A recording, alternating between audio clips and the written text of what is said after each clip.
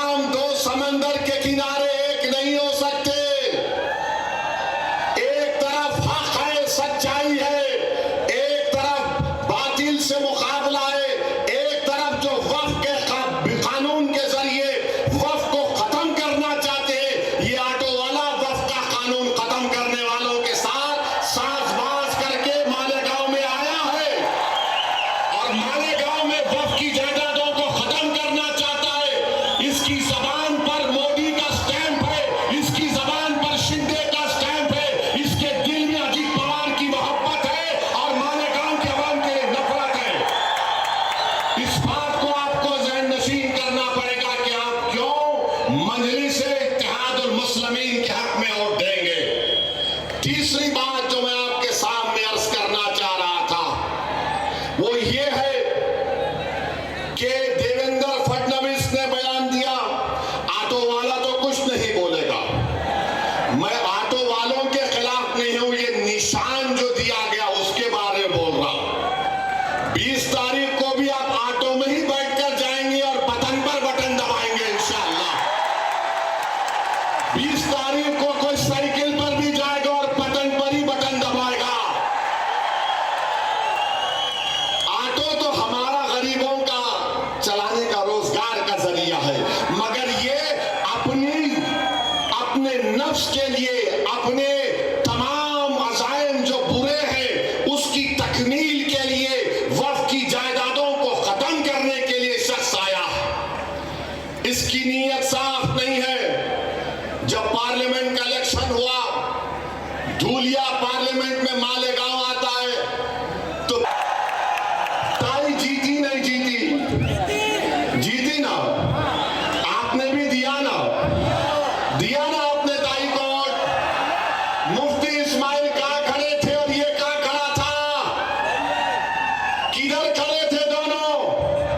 मेरे भाई, अब देवेंद्र फडणवीस बोल रहे हैं मालेगांव सेंट्रल में इस्माइल अब्दुल मालिक है। वो गया जमाना, वो जमाना नहीं रहा कि तुम ऊपर बैठेंगे मैं नीचे बैठूंगा।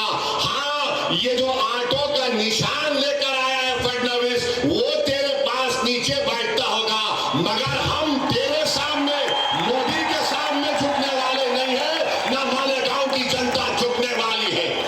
अब फडणवीस ने क्यों कहा? फडणवीस को तारीख नहीं मालूम। फडणवीस को हम जरा हिस्ट्री पढ़ाते। फडणवीस सुनो, 1818 में यही मालेगांव था।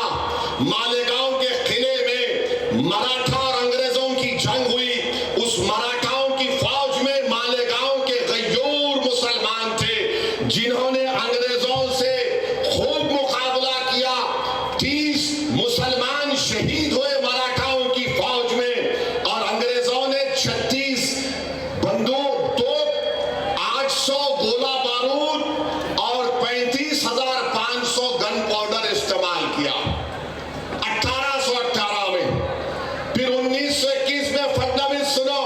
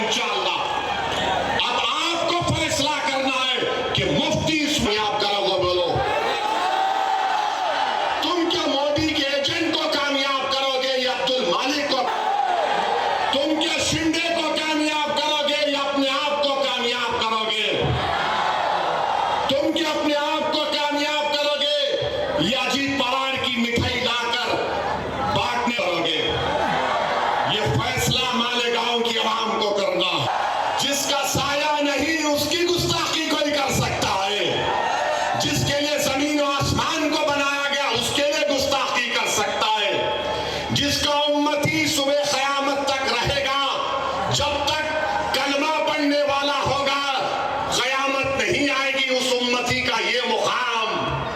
तो गुस्ताखी करने की कोशिश किया। आइए, आसमान की तरफ देखकर कोई थूकेगा तो थूक किस पे गिरता? क्या कोई बोलेगा मैं थूक के चांद की रोशनी को छुपा दूंगा? चांद की रोशनी को नहीं छुपा सकता। अब उसने बका, अरब शराब बका, किसने एहतजाज किया? जो आग लेकर आया या इम्तियाज जलील और मुफ्ती इस्माइल ने एहतजाज किया उसके खिलाफ? बोलो, तुम्हारे दिलों से सवाल कर रहा हूं। अगलामी है आका की, कमले वाले की, तो मजलिस इत्तेहादुल मुस्लिमीन ने एहतजाज किया। जब एहतजाज इम्तियाज जलील ने ऐलान किया मजलिस इत्तेहादुल मुस्लिमीन की तरफ से, तो लोग, औरंगाबाद की पुलिस मेरे घर पे आई और बोल रही है कि आप नहीं जा सकते। मैंने कहा इम्तियाज जलील आप कबूल कर लो। इम्तियाज जलील बोले क्या बोल रहे आप? मेरा आसान है, कितने गाड़ी औरंगाबाद को आ गए? बोले असद भाई कम से कम 5000 आ गए। मैंने कहा उन पुलिस के आलादार से आप रिक्वेस्ट करो। ओके सर, हम नहीं जाएंगे। हमको मालूम हुआ कि औरंगाबाद में अमित शाह आए हुए, उनके पास चले जाते हम। पुलिस वाले बोले नो नो नो, ये नहीं हो सकता। बोले नहीं हो सकता, या तो मैं यहां जाऊंगा या तो बंबई जाऊंगा। ये कहां थे ऑटो का लेके? कहां थे ये? कहां थे ये? तुमको मोहब्बत नहीं है, नामूस से रिसालत पर तुम्हारी जबान को ताला पड़ गया था मोदी की तरफ से, तुम्हारी जबान नहीं खोल रही थी।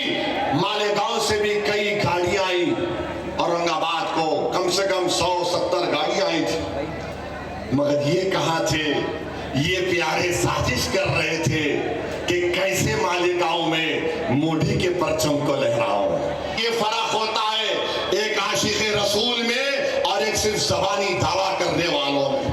या जो भी है उनके बारे में कोई भी अनाप शनाप बकेगा, वो नॉन बेलेबल ऑफेंस होगा। उसको नोटिस नहीं, गिरफ्तार करके जेल को भिजाना चाहिए। ये काम हम करेंगे। दूसरा हम ये काम करेंगे कि मराठा रिजर्वेशन का मुतालबा करेंगे। अब फडणवीस को बात समझ में आई नहीं आई नहीं मालूम। अब्दुल मालिक पर गोली कौन चलाया? और कौन चलाया? डरना नहीं, जबान को नकारा खल बनाकर पुकार कर बोलो, कौन अब्दुल मालिक पर गोली चलाया? उसका नाम क्या है? बोलो। क्या तुम मालेगांव में गोली चलाने वाले को वोट दोगे या जो गोली खाकर कानून का लिहाज रखने वाले का साथ दोगे? बोलो। तुम गोली चलाने वालों का साथ दोगे, तुम जालिम का साथ दोगे या तुम मजलूम का साथ दोगे? कोई दुनिया में नहीं मरता जब तक उसका टाइम नहीं आया। मेरी गाड़ी पर भी 6 फीट के फासले से इबलीस की औलाद ने गोली चलाई थी।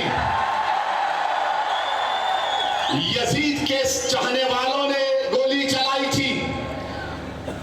मैं और यामीन बैठे थे टोल गेट के पास, 4 या 6 गोलियां मारे, ताड़ ताड़ ताड़। खैर हम निकल गए और ये जालिम बोलता है कि अरे हम मारना चाहते थे, इन्हें नहीं मरा। अरे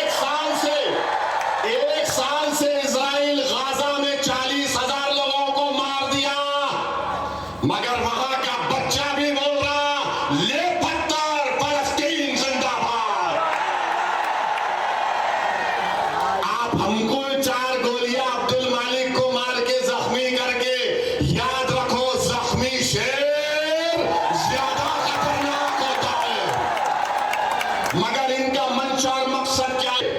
खुद पानी पीते थे, मगर याद रखो तारीख पुकार पुकार कर कह रही है, जिसने इमाम हुसैन का पानी बंद किया आज जमाना उनको भुला दी। आज जो उस वक्त पानी नहीं पिया आले रसूल, आज सुबह क़यामत तक दुनिया उनको याद रखती है। याद रखो जालिमों, तुम्हारा जुल्म ज्यादा चलने वाला नहीं है। तुम ये समझ रहे हो कि तुम किसी को डराएंगे, पोस्टर नहीं लगाना, हम ऐसा कर देंगे, जमीन पे कब्जा कर लेंगे। अरे तुम ड्रग्स को मालेगांव में आम कर दिए, तुम ड्रग्स को मालेगांव में आम कर दिए। क्या नाम है उसका? हाँ, कि ड्रग्स का